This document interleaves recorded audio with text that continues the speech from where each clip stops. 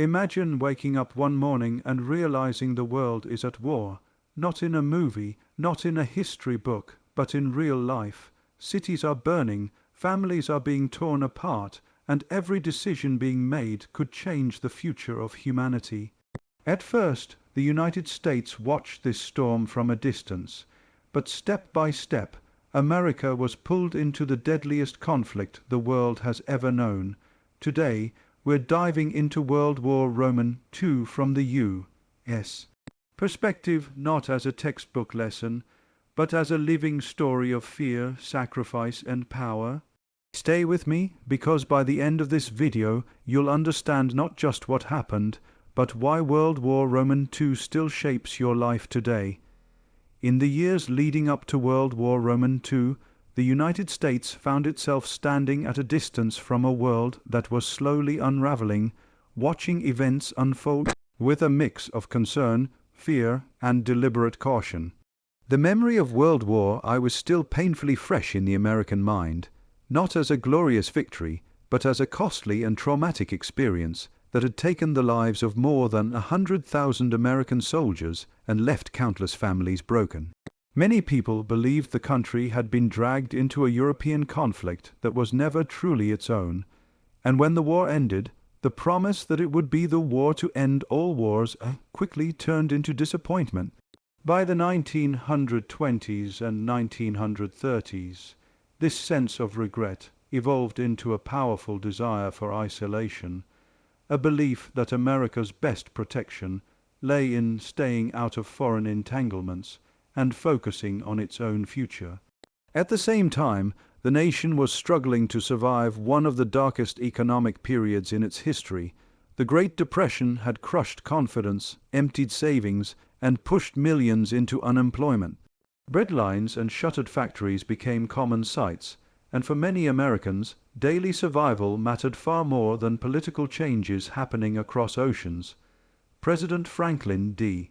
Roosevelt's administration was deeply focused on economic recovery, introducing programs meant to stabilize banks, create jobs, and restore faith in the system. Against this backdrop, the idea of entering another massive war felt not only unwanted but impossible. People asked how the country could afford to fight abroad when so many were suffering at home. As Europe and Asia drifted toward chaos, Americans followed the news with cautious interest. In Germany, Adolf Hitler rose to power by exploiting economic pain and national humiliation, promising to restore pride and strength. In Italy, Benito Mussolini pushed a vision of empire, while in Japan, military leaders pursued aggressive expansion across Asia. These developments were alarming, but for many Americans, they felt distant and abstract.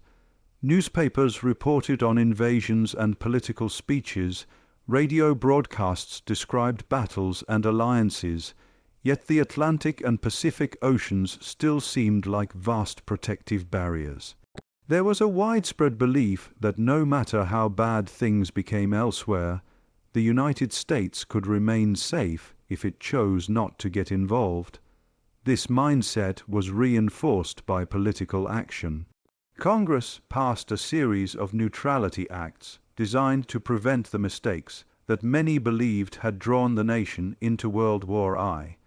These laws restricted arms sales and loans to countries at war, aiming to keep American businesses and interests from becoming entangled in foreign conflicts. Public opinion strongly supported these measures. Surveys and debates of the time showed a clear majority of Americans opposed to entering another war, no matter how dire the situation overseas appeared. Isolationism was not seen as weakness, but as wisdom learned through painful experience. Yet beneath this firm public stance, there was an undercurrent of anxiety and quiet preparation. President Roosevelt, while respecting public opinion, was not blind to the growing danger. He understood that a world dominated by aggressive dictators would eventually threaten American security and values. In speeches, he carefully warned of the risks without openly calling for war, using language that emphasized defense, preparedness, and moral responsibility.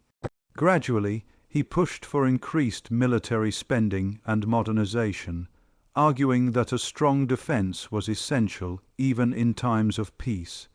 These moves were often controversial, but they marked the beginning of a slow shift in national thinking. As the 1930s progressed, the actions of Axis powers became increasingly difficult to ignore.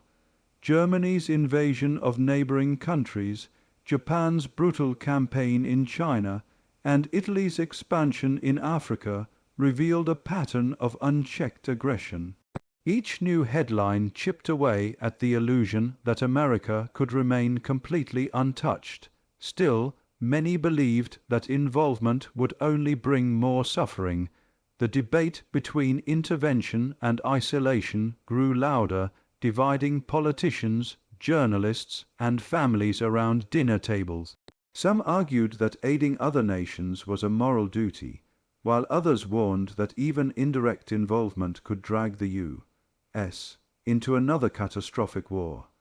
By the time war officially broke out in Europe in 1939, the United States was deeply conflicted. On one hand, there was sympathy for countries like Britain and France, which many Americans saw as cultural and political allies. On the other hand, there was fear that supporting them too openly would violate neutrality and provoke retaliation. Roosevelt responded by carefully expanding aid without committing troops, presenting assistance as a way to keep the war far from American shores. This approach appealed to those who wanted to help without fighting, but it also signaled that true neutrality was becoming harder to maintain. As months passed, Americans began to sense that their position was growing more fragile. Reports of bombed cities, displaced civilians, and entire nations falling under authoritarian control created a sense of urgency. The oceans that once felt like shields now seemed less reliable in an age of modern warfare and long-range weapons. While many still hoped the United States could avoid direct involvement, the idea that the country might eventually be forced to act no longer seemed unthinkable. There was a growing realization that ignoring the world's problems would not make them disappear. By the early 1940s, America stood at a crossroads, balancing its deep desire for peace against the reality of a world sliding toward destruction. The nation was not yet at war, but it was no longer fully at peace either. Factories began to retool quietly, military training expanded, and leaders spoke more openly about defense and readiness.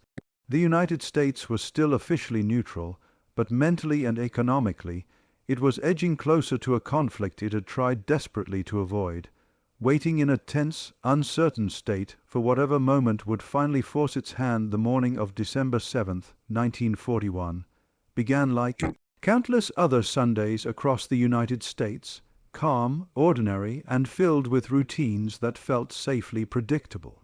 Families prepared for church, children slept in, and radios played music or weekend programs, while thousands of miles away in the Pacific, Japanese aircraft carriers had already launched waves of planes toward an American naval base most people rarely thought about.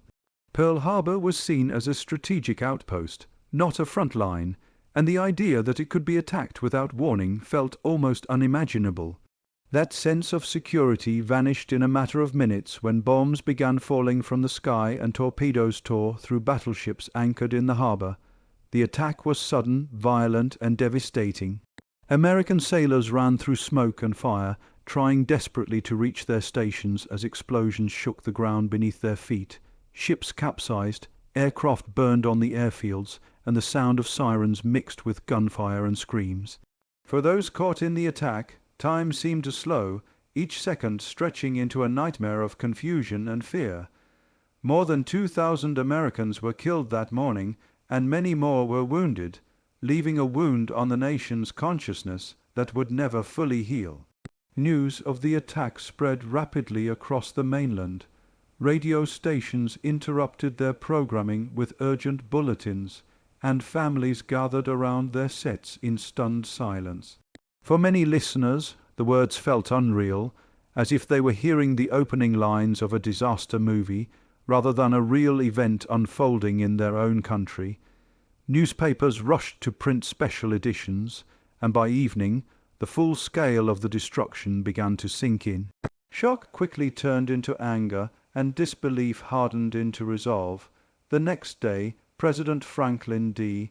Roosevelt addressed Congress and the American people in one of the most famous speeches in U.S. history. His voice was calm but firm, capturing both the pain of the moment and the determination that followed. By calling December 7th a date which would live in infamy, he gave language to what millions were feeling, that this was not just an attack on a military base, but an assault on the nation itself. Congress declared war on Japan almost unanimously, reflecting how completely public opinion had shifted in a matter of hours. Isolationism, which had dominated American thinking for years, collapsed overnight. The debate over whether to enter the war was effectively over, replaced by a shared understanding that the country had no choice. Even those who had strongly opposed involvement now saw the conflict as unavoidable. The attack on Pearl Harbor united the nation in a way few events ever had, cutting across political divisions, social classes, and regional differences. America was no longer watching the war from afar. It was now directly and violently involved.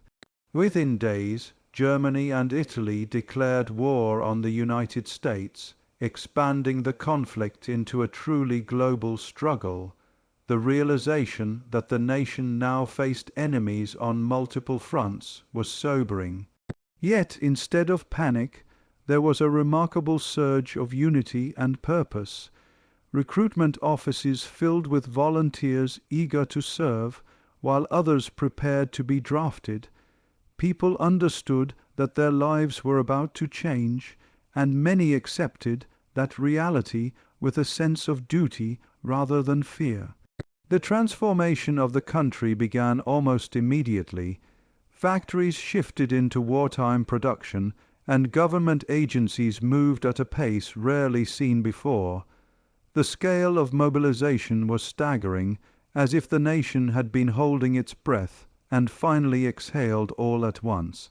Ordinary citizens who had never imagined themselves connected to war now found their daily routines shaped by it. Conversations in homes, workplaces, and schools revolved around enlistments, deployments, and news from the front. Pearl Harbor also reshaped how Americans viewed their vulnerability. The attack shattered the belief that the oceans could always protect the mainland from foreign threats. Suddenly, the idea of homeland security took on new urgency, and fears of further attacks spread quickly. Coastal defenses were strengthened, blackouts were practiced in some cities, and civil defense drills became part of everyday life. The war was no longer a distant story. It was something that could reach American soil. At the same time, the attack ignited a powerful emotional response that fueled the war effort. Anger toward Japan was intense, often spilling into propaganda and, tragically, into prejudice and fear directed at Japanese Americans. This period revealed how quickly fear could override principles, leading to actions that would later be deeply regretted. Yet in the moment, most Americans were focused on victory at any cost, believing the survival of the nation depended on total commitment. For the soldiers, sailors, and airmen who would soon be sent overseas, Pearl Harbor became a defining motivation. It was the reason many enlisted, the memory that pushed them through brutal training and terrifying combat. The phrase "Remember Pearl Harbor" became more than a slogan. It was a shared emotional anchor, reminding Americans why they were fighting and what was at stake. It connected the personal sacrifices of individuals to a collective national purpose. The attack also forced American leaders to think differently about strategy and alliances. There was now an understanding that the war would require cooperation on an unprecedented scale. Decisions had to be made quickly, balancing resources between the Pacific and Europe, and coordinating with allies who had already been fighting for years. The United States had entered the conflict late, but it intended to make its presence felt decisively. By the end of that week in December, the United States was a different country than it had been just days earlier. The uncertainty and hesitation that had defined the pre-war years were gone, replaced by clarity and resolve.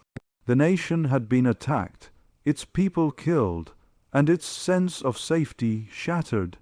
In response, Americans rallied with a shared determination to fight back, setting the stage for a war that would test their strength, values, and unity in ways no one could yet fully imagine once the United States fully entered World War II.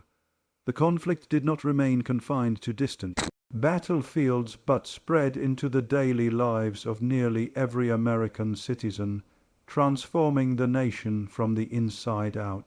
War was no longer something discussed only in newspapers or heard on the radio. It became a constant presence shaping how people worked, ate, traveled, and even thought about their future. The federal government moved quickly to organize the country for total war, understanding that victory would depend not only on soldiers and generals, but on the combined effort of an entire population working toward a single goal. Factories that had once produced consumer goods were rapidly converted to manufacture weapons, vehicles, aircraft, and ammunition. Automobile plants began assembling tanks and military trucks, while typewriter companies produced rifles and aircraft parts. This industrial transformation happened at an astonishing pace, driven by a sense of urgency and national duty. Workers labored long hours, often 6 or 7 days a week, fueled by the belief that every plane built or shell produced could help bring the war closer to an end. The scale of production was so massive that the United States earned the nickname the Arsenal of Democracy, supplying not only its own military but also allied forces around the world. As millions of men left their jobs to join the armed forces, a labor shortage emerged that reshaped the workforce in dramatic ways. Women stepped into roles that had traditionally been closed to them, working as welders, machinists, electricians, and engineers. For many women, this was their first experience earning an independent income and contributing directly to national defense. The image of Rosie the Riveter became a powerful symbol of this shift, representing strength, capability, and patriotism.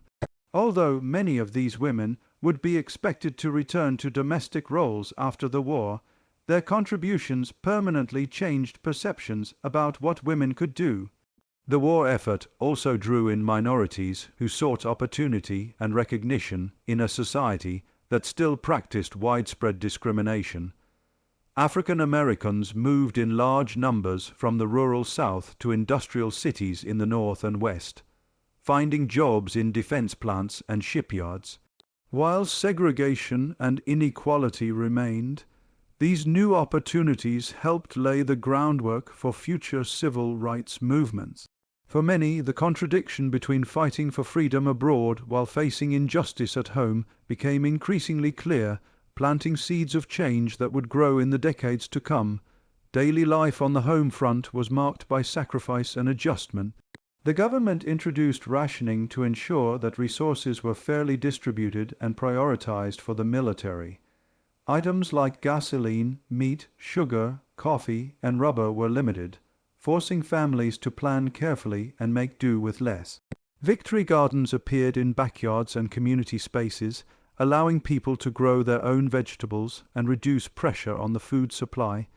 These small acts became symbols of participation, reminding civilians that their choices mattered in the larger fight. Entertainment and media played a vital role in maintaining morale and unity. Hollywood produced films that boosted patriotism, honored soldiers, and explained the importance of the war effort.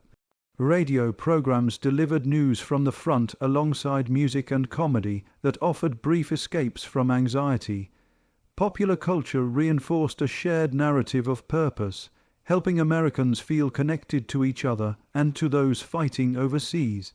Even sports and public events were framed in terms of supporting the troops and contributing to victory. Children were not untouched by the war's influence. Schools organized scrap drives to collect metal, paper, and rubber for recycling into war materials.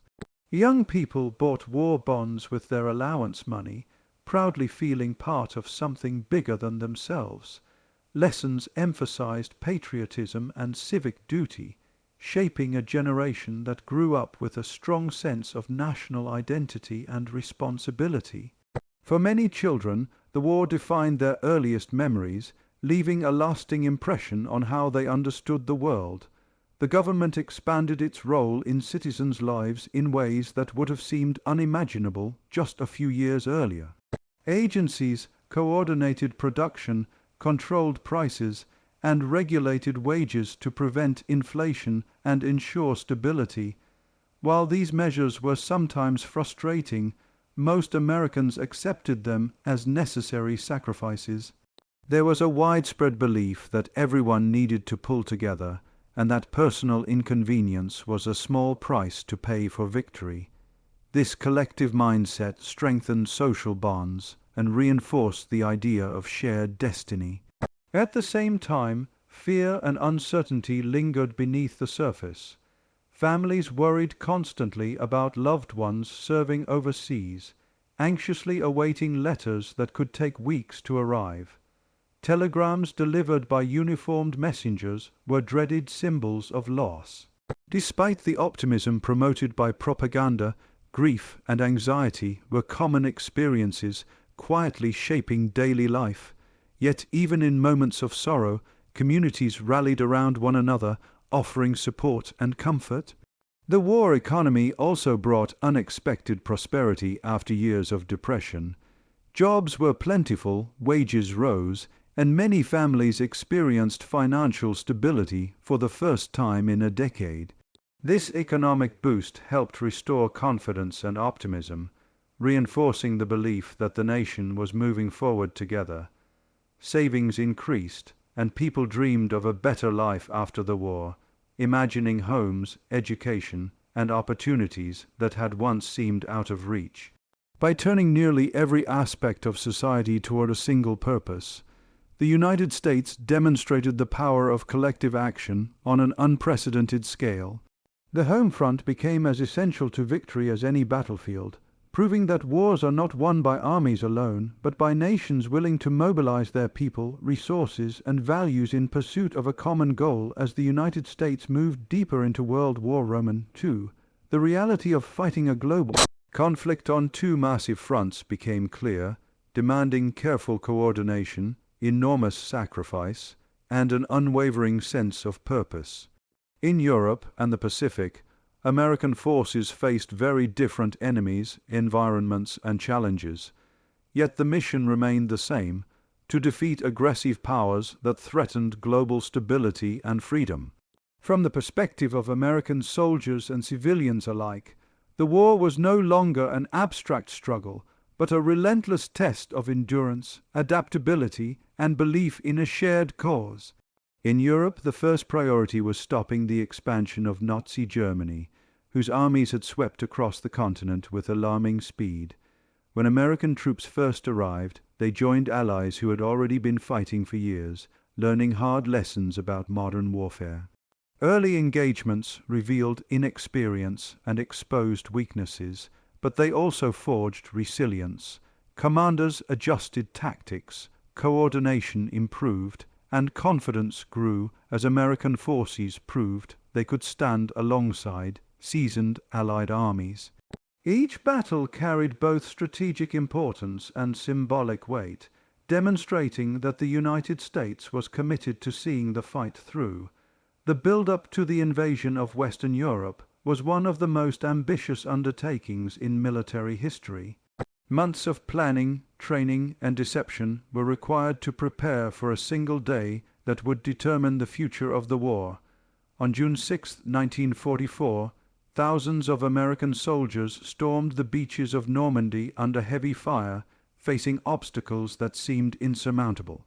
Many never made it off the sand, but those who survived pressed forward, driven by duty and the knowledge that retreat was not an option.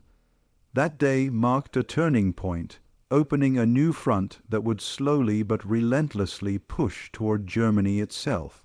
As American and Allied forces advanced through France and into occupied territories, they encountered both resistance and gratitude. Liberated towns celebrated the arrival of troops, while fierce fighting continued in forests, cities, and fields. The cost was high, with casualties mounting as battles grew more intense, yet each victory weakened Nazi control and brought the war closer to its end. When American troops finally crossed into Germany, they confronted the reality of what they had been fighting against. The discovery of concentration camps exposed crimes of unimaginable scale, leaving soldiers shocked and deeply affected by what they saw. These moments reinforced the moral weight of the war, transforming it from a strategic campaign into a fight against inhumanity itself. While Europe moved toward liberation, the Pacific War followed a very different path. Here, the enemy was entrenched across vast distances, occupying islands that were heavily fortified and fiercely defended. The strategy adopted by American commanders focused on island hopping, capturing key positions while bypassing others to cut off Japanese supply lines. Each island became its own brutal world, marked by intense combat, harsh terrain, and extreme conditions. American soldiers faced not only enemy fire but jungles, heat, disease, and constant psychological strain. Battles like Midway, Guadalcanal, Iwo Jima, and Okinawa became symbols of the Pacific struggle, each one more costly than the last. Japanese forces often fought to the death, making surrender rare and combat especially deadly. For American troops, this created a relentless atmosphere where every advance felt uncertain, and every victory came at a steep price. The iconic image of the flag being raised on Iwo Jima captured both triumph and tragedy, reflecting the immense sacrifices required to gain even a small piece of ground. The contrast between the two fronts highlighted the complexity of fighting a global war. In Europe, American forces worked closely with allies, coordinating movements and sharing resources. In the Pacific, the United States often carried the primary burden of combat, pushing steadily closer to Japan itself. Managing these efforts required extraordinary logistical coordination, moving millions of troops and vast quantities of equipment across oceans. Supply lines stretched thousands of miles, and any failure could mean disaster. Yet the system held, demonstrating the industrial and organizational strength of the nation. For soldiers, the emotional toll of the war was profound.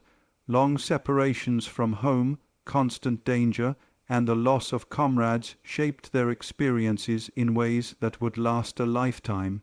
Letters from home became lifelines, offering comfort and a reminder of what they were fighting for. At the same time, the shared hardships forged strong bonds among those who served, creating a sense of brotherhood that transcended individual backgrounds and differences. Back home, Americans followed the progress of both fronts closely, understanding that success in one theater depended on effort in the other. News of victories brought hope, while reports of heavy losses brought grief and resolve. The idea of two fronts, one mission, captured the essence of the American role, balancing strategic priorities while maintaining a unified national purpose. Every sacrifice, whether made by soldiers abroad or families at home, was tied to the belief that the war must be won completely to ensure lasting peace.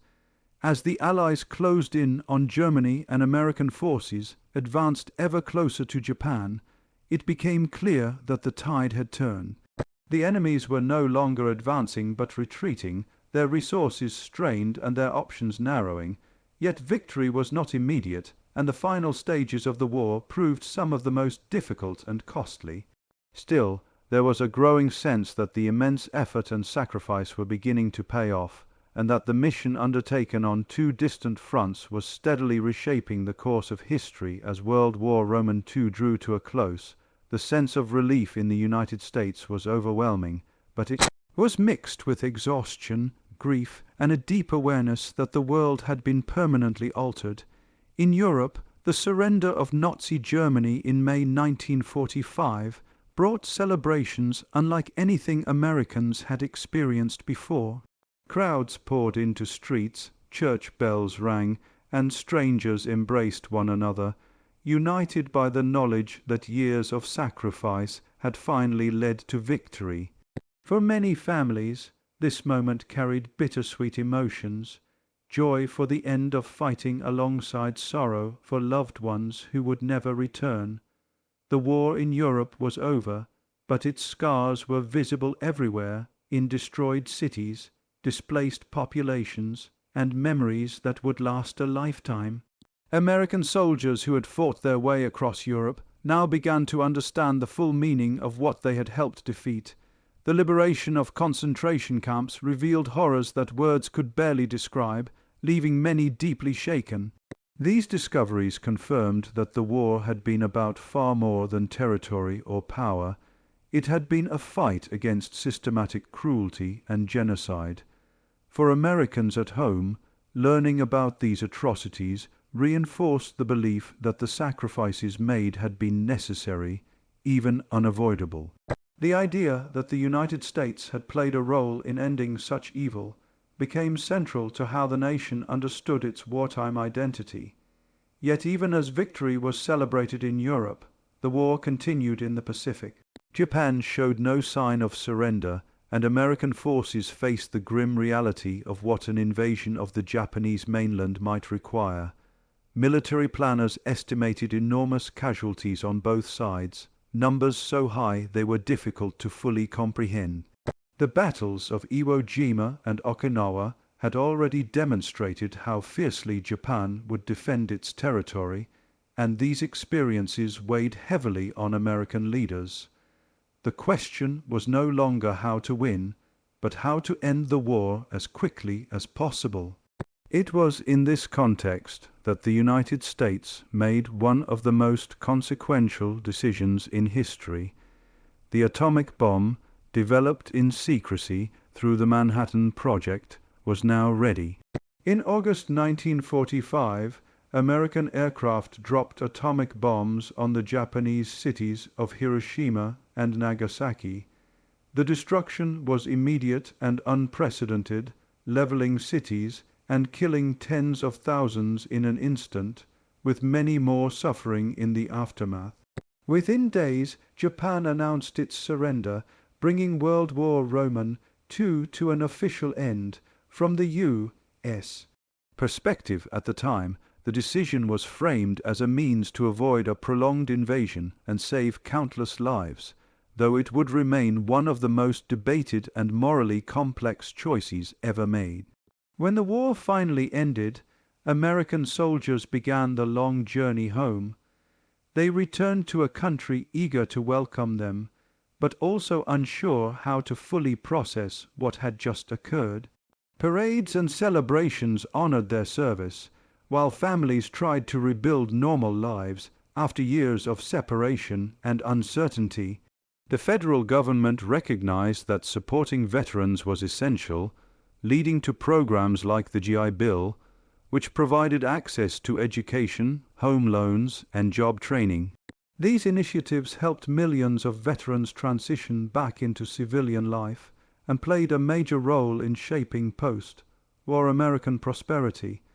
The United States emerged from the war in a position unlike any it had held before. Much of Europe and Asia lay in ruins, their economies shattered and populations exhausted.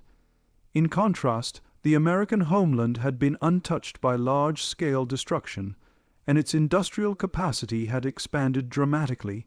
This imbalance placed the U.S. at the center of global recovery and decision-making. American leaders now face the responsibility of helping rebuild a broken world while also protecting their own interests in an increasingly uncertain international environment. With victory came a new understanding of power and responsibility. The existence of nuclear weapons changed the nature of warfare forever, introducing the possibility of destruction on a scale never before imagined. The United States, as the first nation to use and possess atomic weapons, found itself at the forefront of a new and frightening era. This reality influenced every aspect of post-war policy, from military planning to diplomacy. The goal was no longer just to win wars, but to prevent conflicts that could threaten humanity itself. In an effort to avoid another global catastrophe, the United States played a leading role in creating international institutions designed to promote cooperation and peace. The United Nations was established with the hope that dialogue and collective action could resolve disputes before they escalated into war. At the same time, tensions between former allies began to surface, particularly between the United States and the Soviet Union. Differences in ideology, political systems, and visions for the future led to a new kind of conflict, one defined not by direct combat but by rivalry, influence, and constant tension. Domestically, World War II reshaped how Americans saw themselves as a nation. The war reinforced a sense of unity and purpose, proving that collective effort could overcome even the greatest challenges. It also highlighted contradictions within American society, particularly around issues of race and equality, setting the stage for future social change. The idea of the United States as a global leader, responsible for defending democracy and freedom, became a central part of national identity. Looking back, World War II stands as a defining chapter in American history, not only because of its scale and intensity, but because of how profoundly it transformed the nation's role in the world. From reluctant participant to global superpower, the United States emerged changed in ways that continue to shape politics, security, and culture today. The war ended, but its legacy lives on in the structures of the modern world, and in the enduring belief that the choices made during those years still matter for generations to come.